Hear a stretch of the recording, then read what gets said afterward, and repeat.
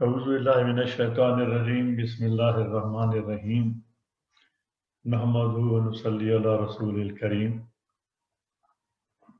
As you know, we are discussing nowadays ayat numbers 7 to 11 of Surah 4, that is Surah An-Nisa. And we are discussing only some parts of these ayat, not all words or not all phrases.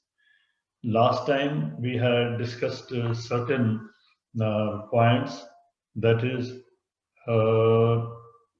the legacy which the deceased leaves carries responsibilities also. The inheritance or legacy which has to be distributed, though it has been mentioned on the basis of indicative or calculative formula on the basis of male and female, but the actual distribution is on the basis of relations at that time. And the relations are further subject to the qualifications, whether they qualify for this inheritance or is there any disqualification. For example, if the son has committed such a crime which has victimized the father or the mother or any other person in the sharing list, share as a sharer, then he is not entitled. Similarly, there are qualifications and disqualifications also. There are other qualifications also. For example, Allah subhanahu wa ta'ala has prescribed for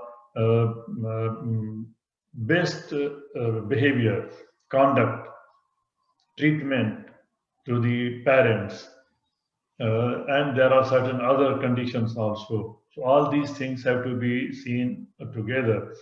And today we are going to discuss part 5, in fact, and that is that mainly pertains to the phrases walidan wal akrabun, and also in contrast to akrabun, the word, the phrase al qurba, ulul qurba wal yatama wal masakin. So what is the difference between al qurba and al akrabun?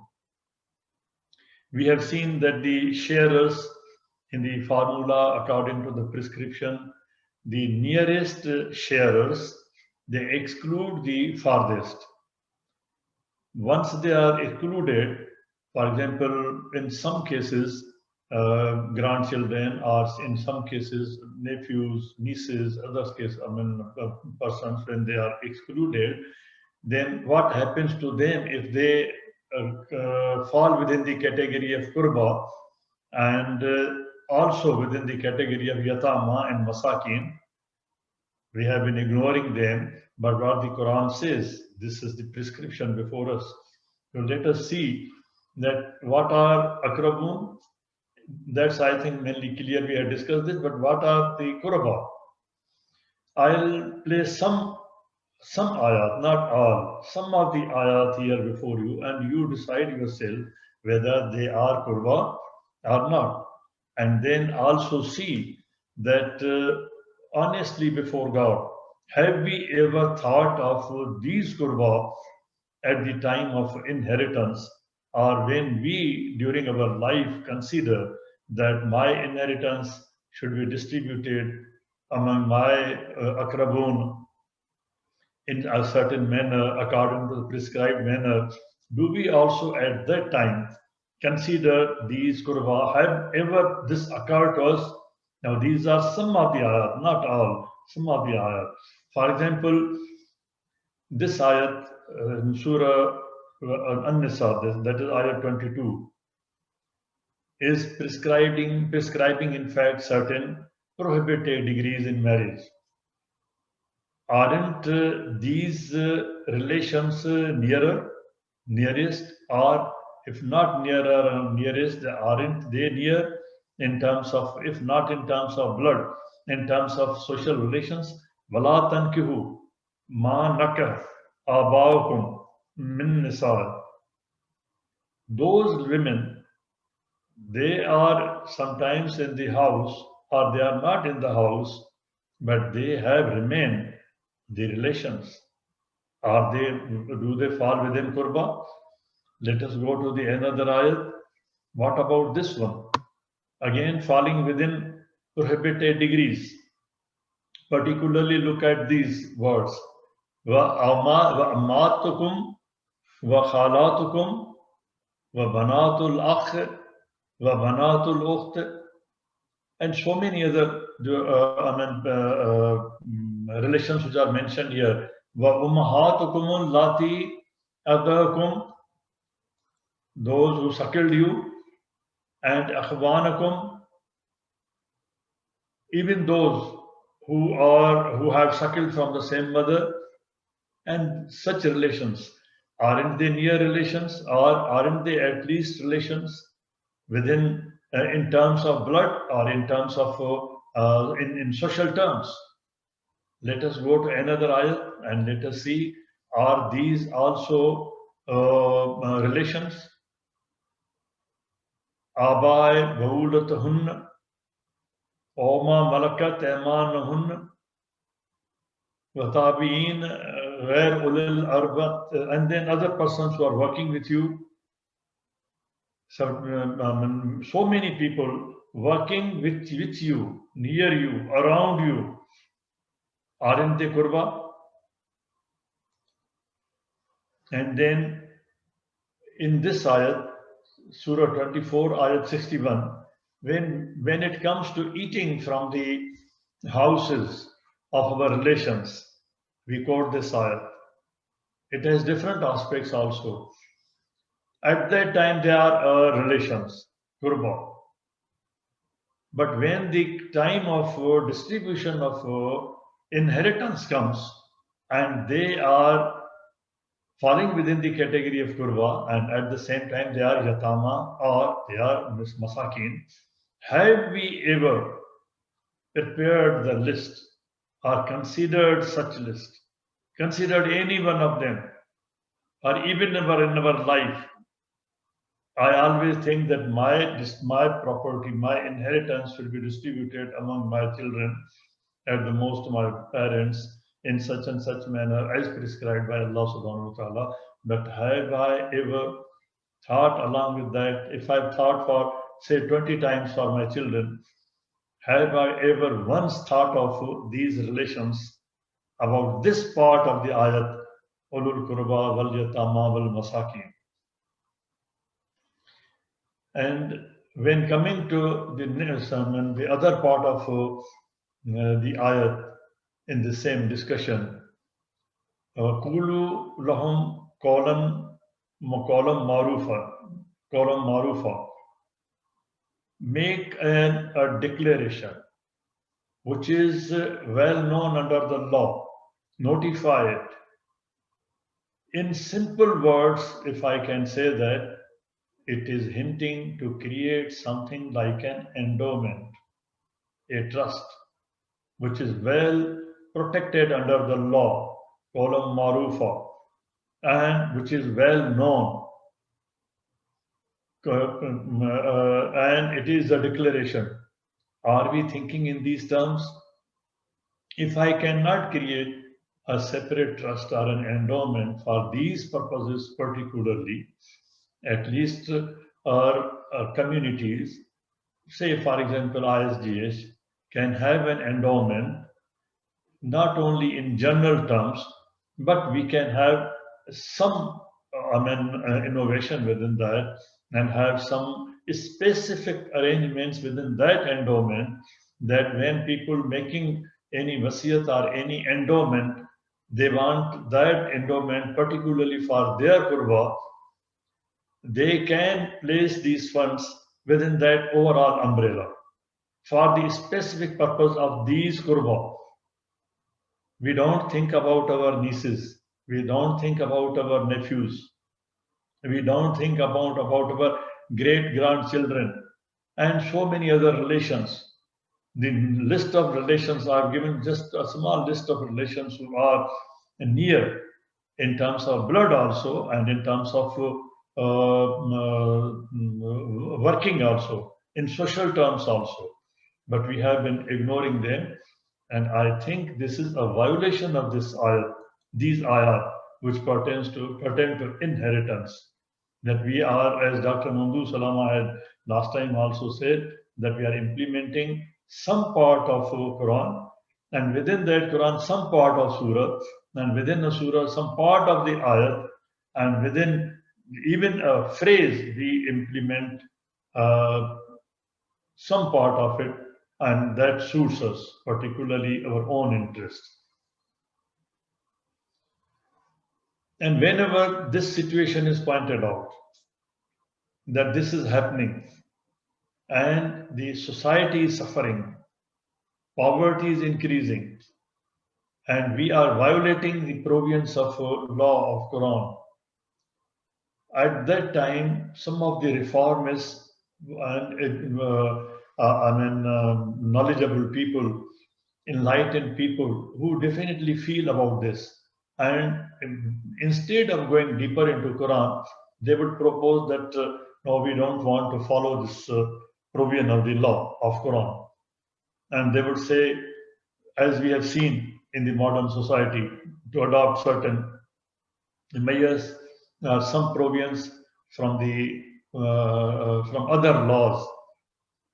They are not saying this that they are against the provisions of Quran, but they are saying this because they have no exposure or little exposure to this depth into Quran, and also there are certain factors which are affecting, and we are proposing extraneous solutions without understanding our own system. It's a question of civilization. We have decayed. It's not that we are decaying. We have decayed as a civilization because we have left all these things.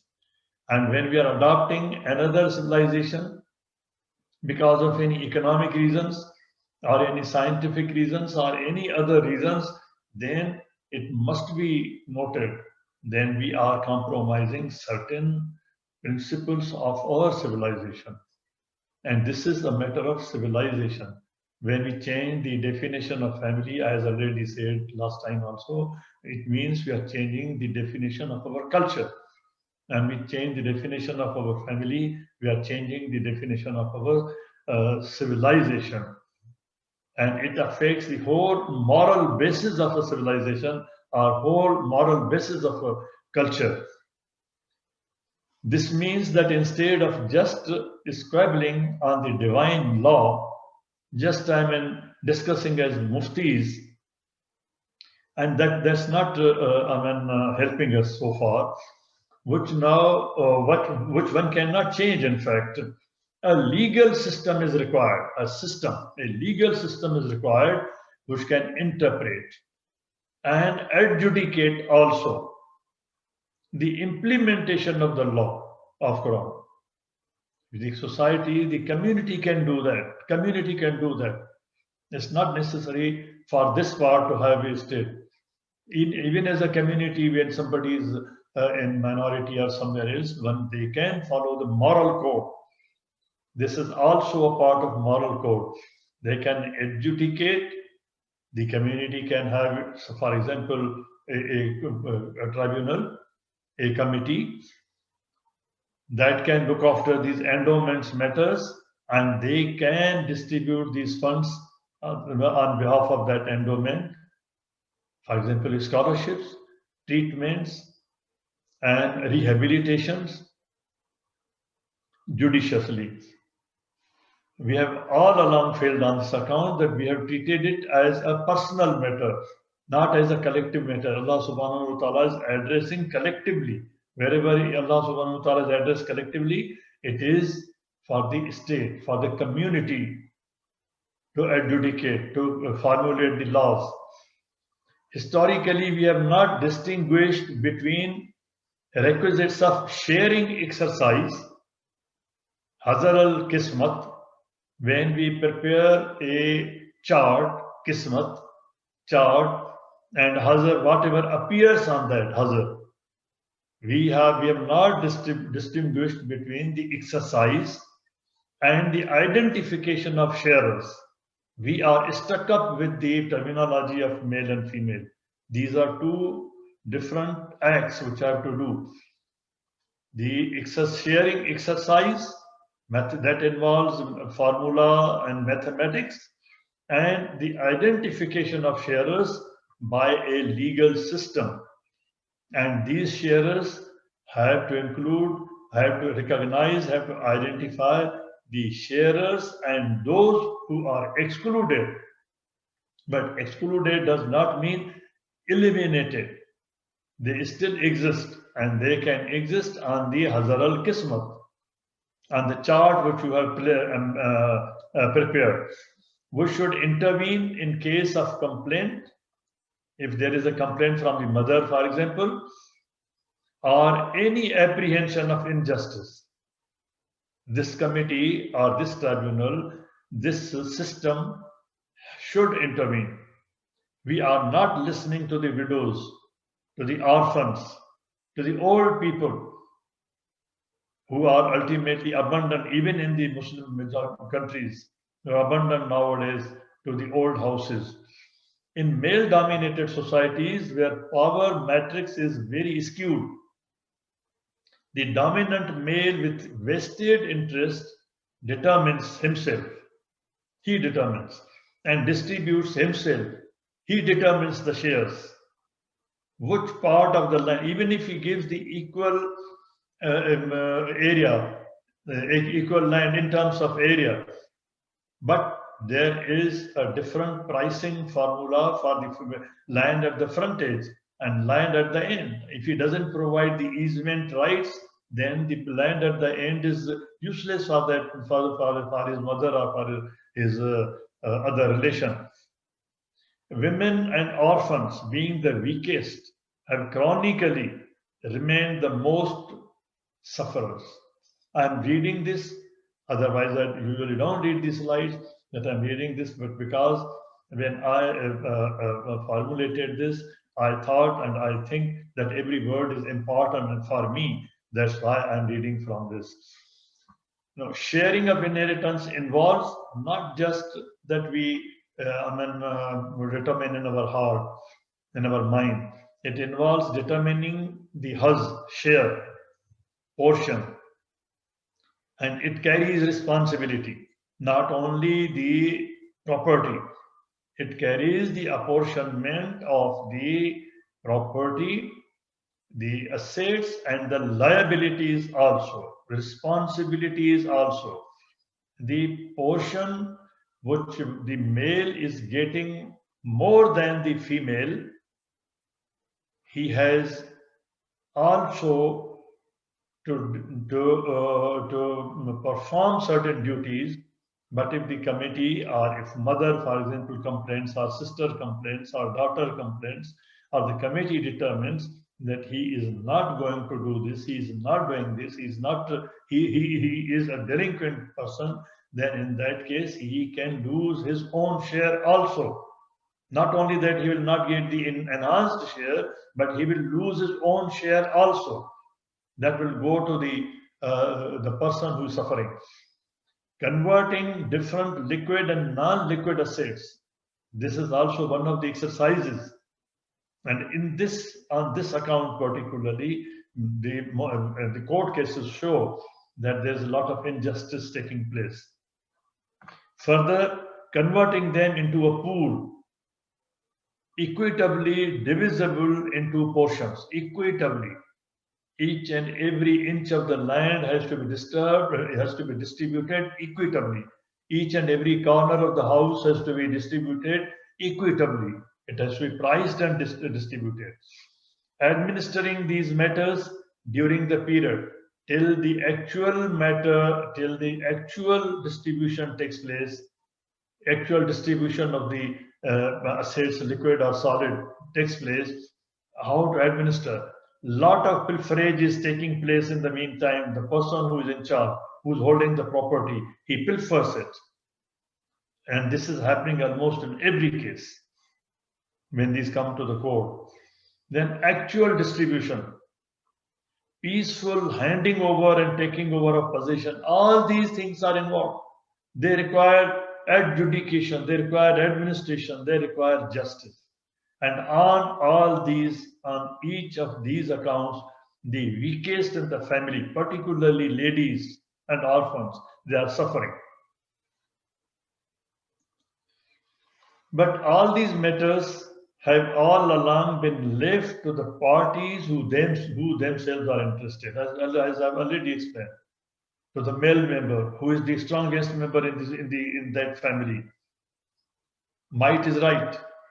In case of dispute, there is no dedicated court, like a separate family court or a tribunal or a community or a committee for inheritance matters to take over all these functions, with responsibility to apportion and settle the matters judiciously and conclusively. What happens to the widows, what happens to the orphans in the meantime when they don't have sustenance, they don't have money for bread, for medicine. In the meantime, these matters prolong. But particularly the person who is the strongest in the family doesn't allow these matters to settle quickly. But the widow needs medicine the same day. They need the medicine, they need the food same day. Are we looking after these things? We are making lectures on families, on justice, on equity, on parents, on orphans, on widows. But we are ignoring all these things within our own families. Within our own Qurba, the list I have shown, a very partial list, very small list I have shown, that we usually make tall claims for our social work. We make very lofty NGOs. We work for NGOs 10,000 miles or 5,000 miles away from us. That within the family, nearest to me, my own nephews, my own nieces are suffering, going without education, without food. But that is, I don't consider that social work for me, because we have some family irritation somewhere that also stops us. In the prevailing situation, in the male-dominated society, suffering from ignorance, we don't know these provisions deeply into Quran. Instead of proper apportionment and disbursement, inheritance is usurped more or less on the ancient practice of primogeniture.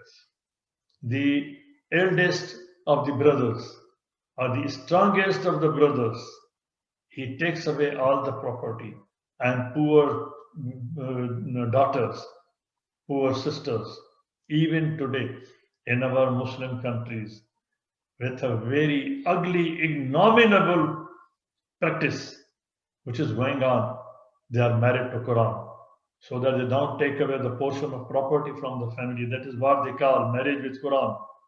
They marry their daughters, their sisters with Quran, so that they don't take the property, they don't when they go to some other house. This is happening. We are closing our eyes. We would not like to listen to this. We will agitate when we hear this. This is happening, not in one case. This is rampant, happening in thousands and hundreds of thousands of cases, not one. Kindly make studies and see what is happening. This is a fact. At present, sharers, they decide themselves instead of the system or a judge or a committee administering, overseeing, or validating the apportionment settlement, each corner of the or each portion of the apportionment. Although the system has collapsed, to the extent that the civilization has collapsed. Kindly recognize this. We are being insulted, disgraced with abject disgrace, but our Prophet is also being subjected to it. This is because the civilization which we are presenting, we are the Ummatum Wusta. We were the Hazrat Ibrahim alayhi salam was the model himself. He was himself the millat, model. We are the model. The religions spread, the moral code of the religion spreads not through any written communication or not through any verbal communication. It spreads through the conduct.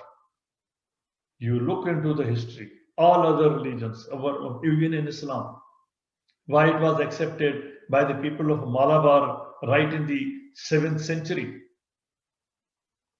Why it was accepted by the people of Sindh right in the 7th century? Because the people who went there, who settled there in business, why it was accepted in Italy at that time, how the Fibonacci numbers developed there, how the science is developed. When people watch the conduct of the Muslims, that they are truthful. They are truthful to their wife. They are truthful to their children. They are truthful to the neighbor. They are truthful to the society. They are truthful to the business. When they saw their conduct, they converted themselves also to that religion. But today, why should people convert? When, for example, today you go anywhere, they will tell you that people don't mind eating any haram.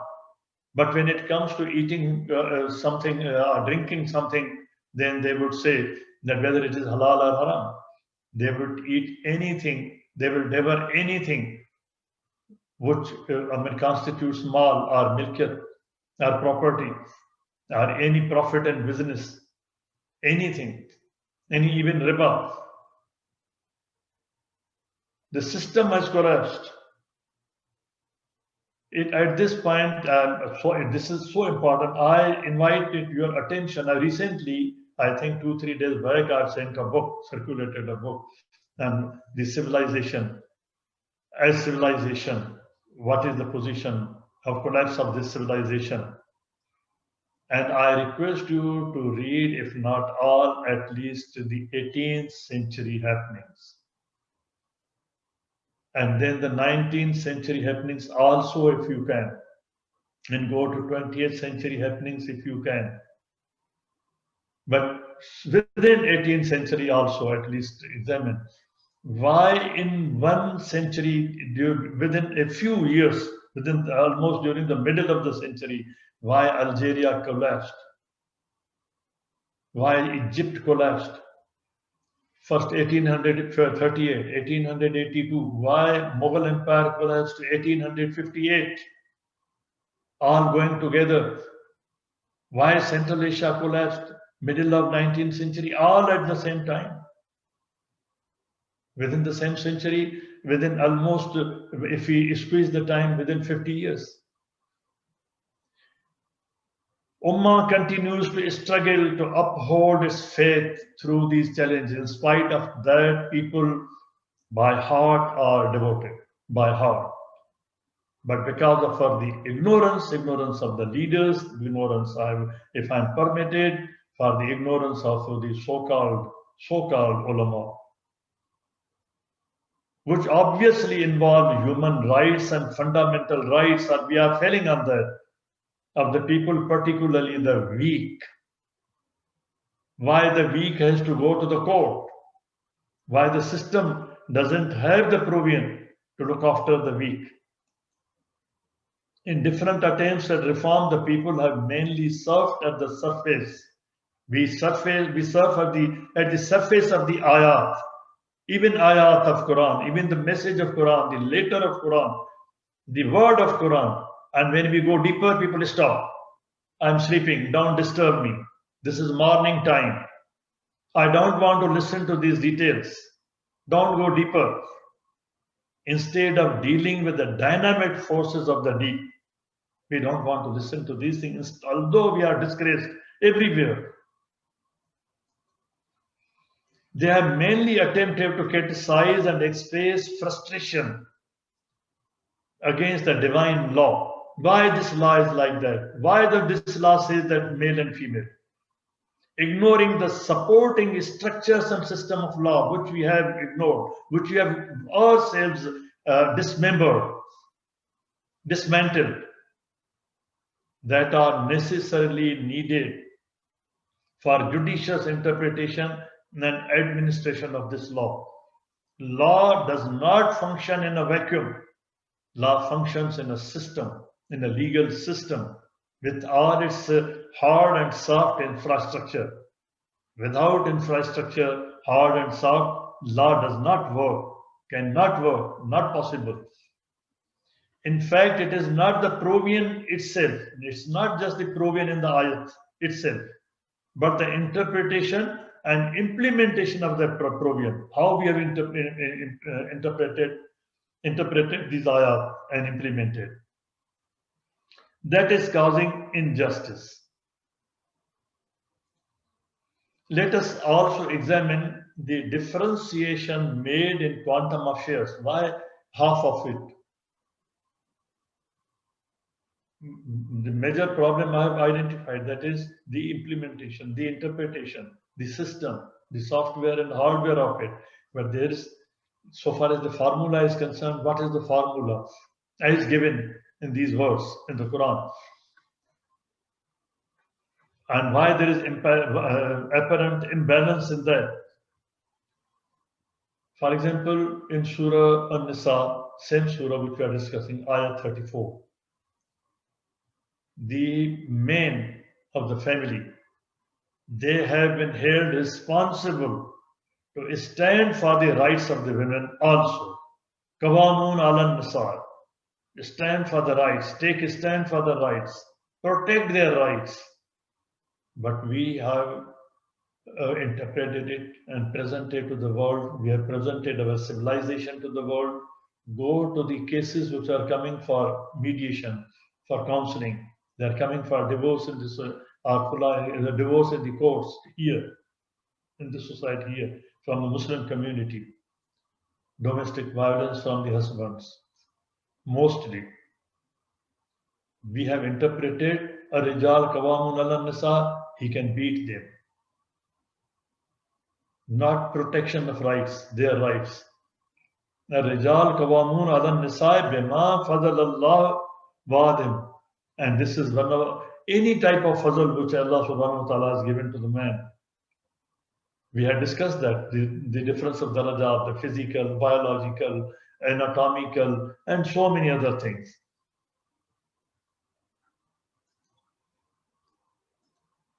And then what does this show? Then it comes with the direction. It has the responsibility and the right has come together in Quran. In the above statement, from the prescription in the phrase anfiqu min amwalihim, it is clear that whatever the financial income or acquisition from the share of inheritance, for example, acquisition of men or rijal who are kawamun ala nisa, men of the faithful society. Are we faithful? Are we the group of faithful people? Are we faithful to our spouses, to our children, to our own self? Are we faithful to God? Are we honest to God? Do we speak truth and honesty? It is not all need take home for himself. In economic terms, when Allah subhanahu wa ta'ala says anfiqu min amwalikum ala nisa, on women, it means all this is not your take home. Your take home is not the gross salary which you are taking home. That is not all yours. I had given one decision on pension matter of a judge of the Supreme Court also on this case, on this point, that all the man is earning is not all his personal take home. It is take home for the family. And from that, it is gross. The net has to be worked out. When he was at office, his wife was preparing, for example, or his spouse was preparing his food, cleaning the house. You have to apportion. Men are responsible for proper maintenance of family without any liability devolving onto the women. Even if women is earning separately, her income is totally net for her. No total income, her total income is net for her. And the total income of the man is not net for him. It is gross. From the gross take home, the disposable part for man is further governed by the principles, though general, for example, in the following manner. أنفقهم من خير فللوالدين والأقربين. Aqrabin again appear here. He has to spend that. Man, whatever he is earning is not all his net. It is gross. Wabil Waldain Ehsana. His conduct is his conduct Ehsana. If his conduct is not Ehsana, he is not entitled to share. He may not be entitled to share at all, but he is not entitled to share to the extent or in a manner to reduce the share of the woman. Even if he has said oof to the parents, he becomes disentitled. If you don't implement your laws sternly, strictly, this will happen. How the civilization has decayed. Civilization is human relations. Again, to look at these ayah on this subject, on this point, and haz, the word haz has been used in this formula, in this ayat, for share. The disposable part of the inheritance share, that is haz, is not all exclusively man's personal disposable net asset, as it applies to all his income. Like all his income, the share which he gets in his inheritance is not gross for him. It is for his mother also, for his father also, for his daughter also, for his sister also. Join all these words of Quran. Read together. He is the prime mover of the family. All parts in the engine are connected. And among all those parts, he is the prime mover. He is bearing the load. Because he in darajat, in differences, biologically, physically, and in many other ways, in softwares, in hardwares, he has been given darajat.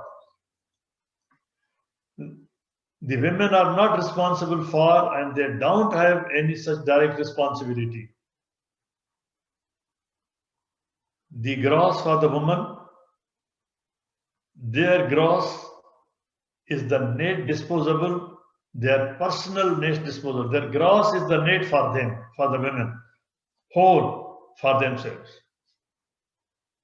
This is not the case with men. If walad is minor, walad includes daughter also, it includes son also. If walad is minor, he or she has special needs. She's still growing. She still has to go to the school. She has special needs. And if the person who is getting more is not fulfilling those responsibilities, is not ready to take those responsibilities, the reading of these words shows that he can be disqualified. And that entire portion, shall go to the orphan, shall go to the women, shall go to the lady. Now, how to do this? Quran is using word kulu, declare, colon marufan, and other places in other contexts of colon sadida, straightforward declaration, notification, straight word. In law, a declaration is an authoritative establishment of fact. You establish the fact that this belongs to this woman, and establish in such a manner that nobody can interfere with that. For example, title company, registration company. We are not doing this. Declarations have various forms and different legal systems. Here you have title company or certain other aspects or certain laws are also there. Declaration is a formal announcement. It's not just the person has died and somebody says that this is the property and that's all. Formal notification is required. Legal notification is required. Legal affidavit is required. To declare is the act of saying aloud, kulu, declare, kul huwallahu, declare, pronounce it without any fear. Declare it. To declare is the act of saying aloud what we want in our life in front of one or several people who can witness our words. These are the definitions in law. What does it mean? This is the definition. Every word is from the definition. A court declaratory judgment, when it comes to the committee, to the tribunal, to the court, it has to make a declaratory judgment, not just whisper in the ear that this belongs to this son and that belongs to that son within the four walls of the house. A court makes a declaratory judgment which outlines rights and responsibilities. Declarations are always made with the rights and responsibilities of each party. If the son is getting this much, what are his responsibilities? If he is not ahead for that, capable for that, he will not share it. He will not get it. Even in Catholic Church, factual declaration of fact is made. In Catholic Church, a declaration means authoritative judgment. This is because this is the legal definition. The authoritative judgment on the part of the church is tribunal, which is made judiciary, establishing the fact. We are not doing this. Court declaration is also called declaratory judgment. In common law is judge-made law. Common law is judge-made law. For example, in Britain is common law system. In common law, declaration refers to judgment of court or award of arbitration tribunal or a committee which is appointed, for example, for this purpose, like Hakam. In the case we have seen before Dawud alayhi salam, two brothers come. It is a binding adjudication of rights, and responsibilities, or legal relations of parties. Legal relations. What are the legal relations? It is not on the basis of male and female. It is on the basis of legal relations. Kindly note this fact. It is on the basis of legal relations, mother and father, daughter and sister, not male and female. Legal relationships. Civilization is based not on the concept of only male and female. It is based on relationships. Declaratory relief award by arbitrator is also called declaratory award. Maruf, which is well known, you have to establish. I am not going to these details, but which becomes very well known that in this family the person has died and he has so many children and these are his shares and these are their responsibilities also. I'll not explain these things. Only important points of this. I'm not going into the whole lexicography or grammar. Allama Imam Raghib Isfahani, he says that making maruf is not just urf, it's not just like ilm. It is something bigger than ilm. And when it is made maruf, urf, not only malum, it is made maruf. And the Quran uses the word here in this ayat, maruf, in such a manner that nobody can deny it. It is a court declaration. It's a committee declaration. It's a decision. It is something different. It's not only that people come to know about it.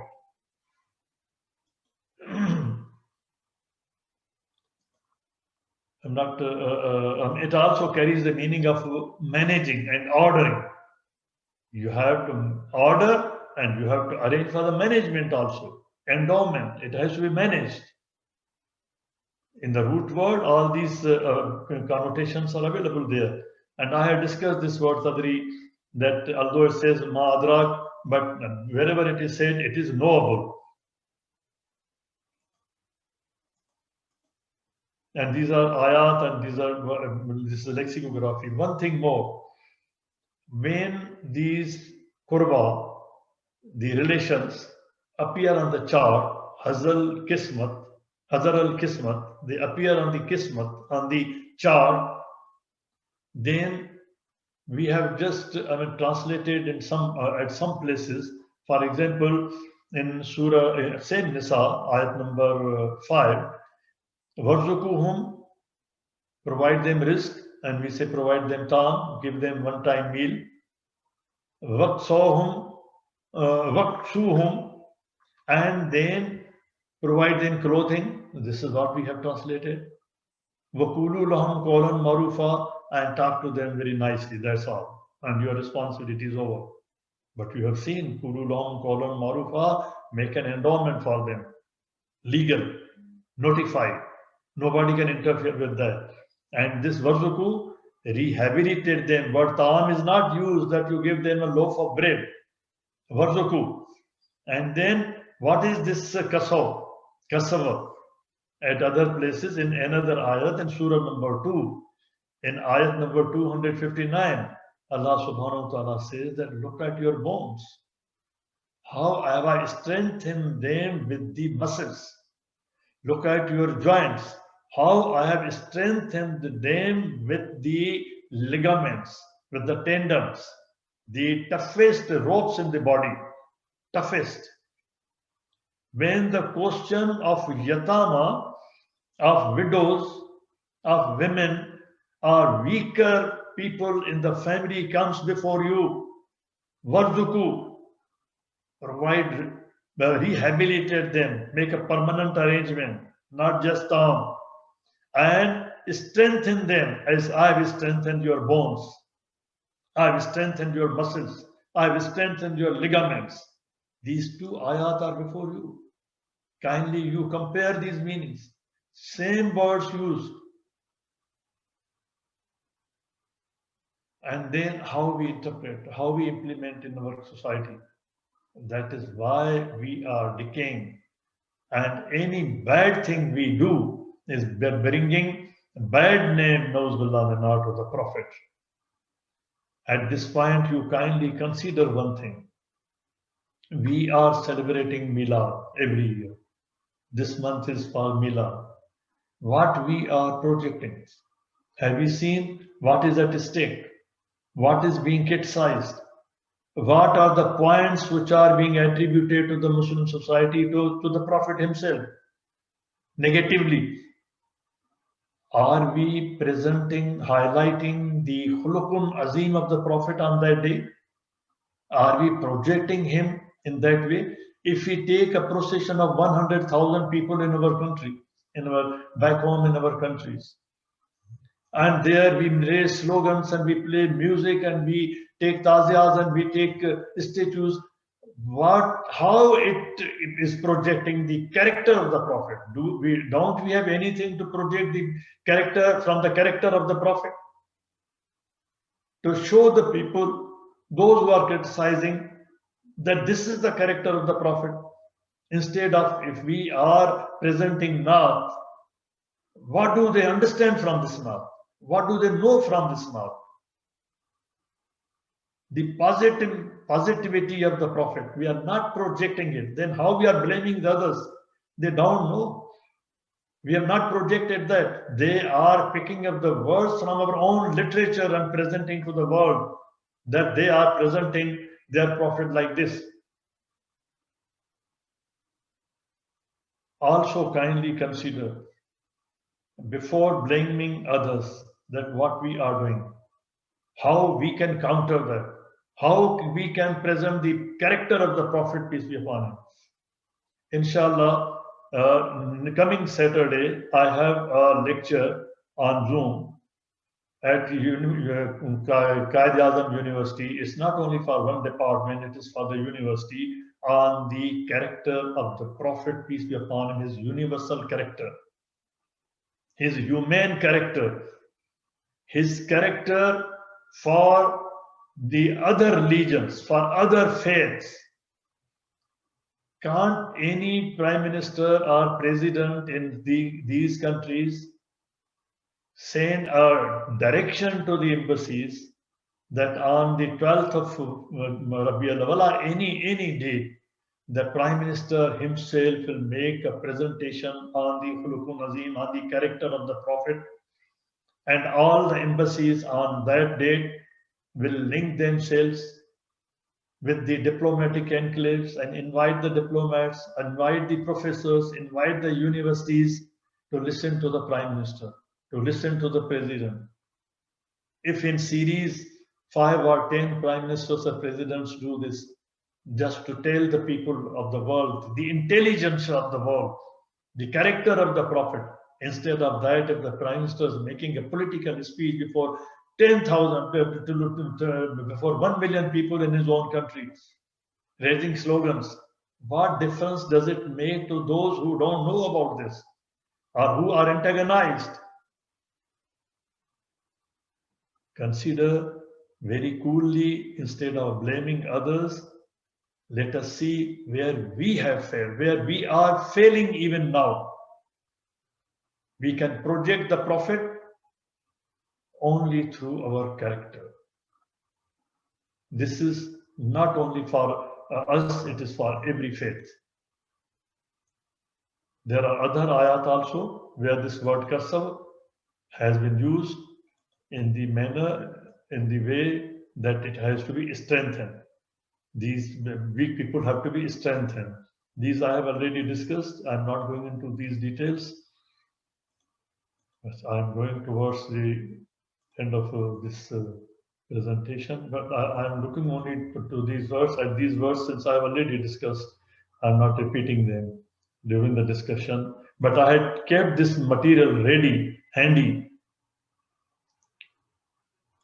so that if there is any question, I may have the material ready. I had mentioned this point also, that zakar also means iron, and that is a male in Arabic. And the female, anis, also means contrary, that is steel. So I think I stop here. If there is any question, I'll welcome that. Allah may help us, and Allah may forgive my follies. سبحان ربك رب العزة عما يصفون والسلام على المرسلين والحمد لله رب العالمين. اللهم صل وسلم وبارك على سيدنا محمد وعلى آله وصحبه وسلم. اللهم اهدنا فيمن هديت وعافنا فيمن عافيت وتولنا فيمن توليت وبارك اللهم لنا فيما أعطيت وقنا واصرف عنا شر ما قضيت فإنك يا ربنا تقضي بالحق ولا يقضى عليك. اللهم ادخلنا برحمتك في عبادك الصالحين. اللهم اخرجنا من ظلمات الجهل والوهم إلى أنوار العلم. اللهم علمنا ما ينفعنا وانفعنا بما علمتنا وزدنا علما. اللهم اجعلنا ممن يستمعون القول فيتبعون أحسنه. اللهم اكفنا بحلالك عن حرامك وبطاعتك عن معصيتك وفضلك عمن سواك. اللهم بفضلك ورحمتك على كلمة الحق والدين. اللهم انصر الإسلام وعز المسلمين يا أكرم الأكرمين. Oh Allah, spread your mercy upon us, shower us with your blessings, increase our knowledge, grant us forgiveness, and reward us with the company of the prophets in the Firdaus al-A'la. Oh Allah, purify our hearts, strengthen our faith, increase our knowledge, and make us benefit from what you have taught us. Oh Allah, forgive our parents and all our relatives and friends who have passed away. Grant them your mercy, make their graves garden from heaven, and grant them the Firdaus al-A'la. Oh Allah, remedy our sick, and grant them full and speedy recovery.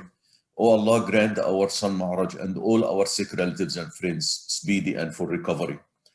Oh Allah, guide our children, protect them, and make them righteous. Oh Allah, we seek from you all of the good, whether we know it or we don't. And we seek your refuge from all evil, whether we know it or we don't. Oh Allah, we ask you every name you have elected for yourself, that none of us leave this gathering, but his pains have been relieved, his worries have been removed, his debts have been paid, his weaknesses have been concealed, his sins have been forgiven, and his needs have been fulfilled. Subhanallah wa bihamdih, adad khalqih wa rida nafsih wa zinat arshih wa midada kalimatih. Subhanallah wa bihamdih, adad khalqih wa rida nafsih wa zinat arshih wa midada kalimatih. Subhanallah wa bihamdih, adad khalqih wa rida nafsih wa zinat arshih wa midada kalimatih. والعصر إن الإنسان لفي خسر إلا الذين آمنوا وعملوا الصالحات وتواصوا بالحق وتواصوا بالصبر. وآخر دعوانا أن الحمد لله رب العالمين، والصلاة والسلام على خير المرسلين. اللهم صل وسلم وبارك على سيدنا محمد وعلى آله وصحبه، والسلام عليكم ورحمة الله.